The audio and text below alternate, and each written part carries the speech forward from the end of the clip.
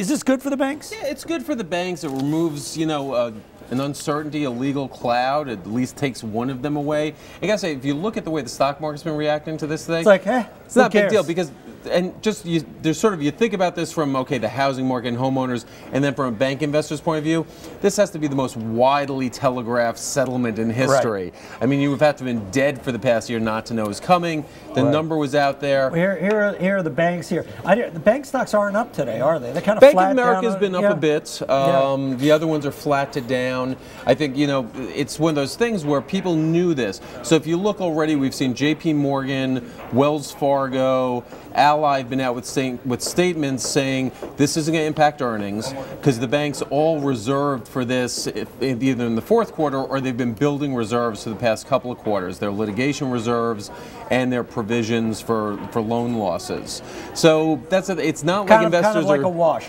Right. Now, what about the agreement itself? Does this allow the banks to put a hard line under the robo signing thing? Under the robo signing thing, yes. Right. But it's not like suddenly that's it. Right, but it's not like agreement. we're done with the legal risk here. And if you listen to the press conference earlier today, the Justice Department, HUD, the government went to pains to say that criminal actions aren't off the table. Investigations related to fraud regarding origination and securitization, not off the table. Other state investigations, not off the table. And Sean Donovan, the HUD secretary, who's instrumental in this whole deal, used some pretty strong language saying we're going to be aggressive in going after these other things. Right, but the reality is that, look, it's hard to generalize about these things because each foreclosure case, you have to look at its own, each bad loan and all that.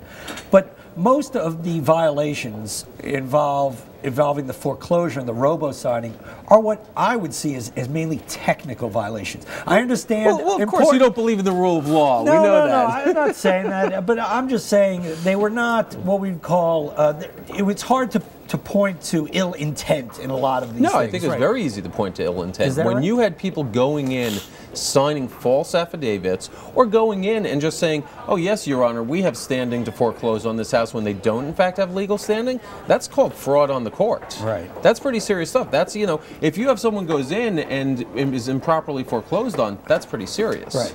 I have a somewhat different take on than you, but let's not spend a lot of time talking about it. Does this, you know, will this allow the housing market to kind of get on its feet again, or basically this is a wash? I think that's a great question because that's really, when you get down to it, when you look and if you're a bank shareholder and you say, wow, this is a big cost, it's already been baked in, but how much benefit ultimately we're going to get? If this really starts, you know, helping the housing market heal, okay, it's not the worst thing in the world.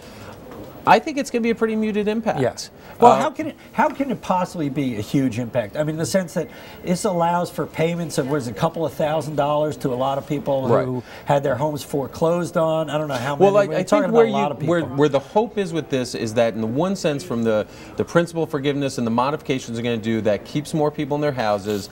And then now that you sort of put a line under this part of it, that the foreclosures can start again and you can start clearing the market. So the idea is to try and free up things on both ends. Again, it comes down to, will it be enough to really get things moving? And is it just the case that, you know, housing is going to take a long time to work its way through all these problems just because they're so big? Right. Now, I don't want to make light of what I think is a very important agreement, but in the schemes of the estimated $300 to $400 billion of underwater equity, I think it's some number like that, right?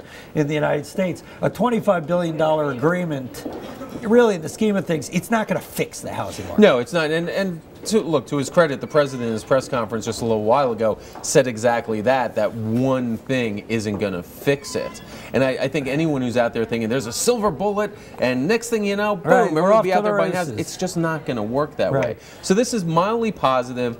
It's not a silver bullet, and there are still plenty of other risks facing the banks. We're looking here, and this is just a color graph showing the states that have a lot of issues, and obviously you have Nevada with a big Las Vegas problem, Florida, especially southern Florida. These are, you know, there's no... Of course, California. And California as well as orange. But $18 billion of the settlement is directed at California. Is that right? Yeah. Very interesting. Which, of course, that was critical to the... Yeah, it was a critical element of the overall... Right, because without them, agreement. you didn't have a deal. One final thing, and by the way, my On the Mark later today is going to be on this very subject. Do you think this sends the right message to other Americans who have stayed current on their loans, or do you think it doesn't really even matter?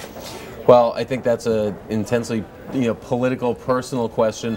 I mean, I have doubts about, can you really target the people who are deserving of principal forgiveness without saying to the people who stayed current, struggled through, oh, sorry, you were an idiot for, not for putting money down and for not going out and saying, well, I'll just go 0% down, negam, Right.